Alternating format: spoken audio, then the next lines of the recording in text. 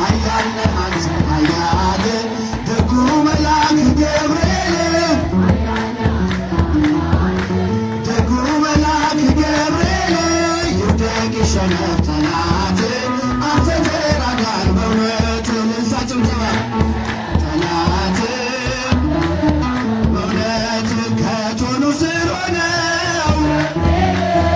ዘማሬ ተሞሉ ገፍተው የጣላቸው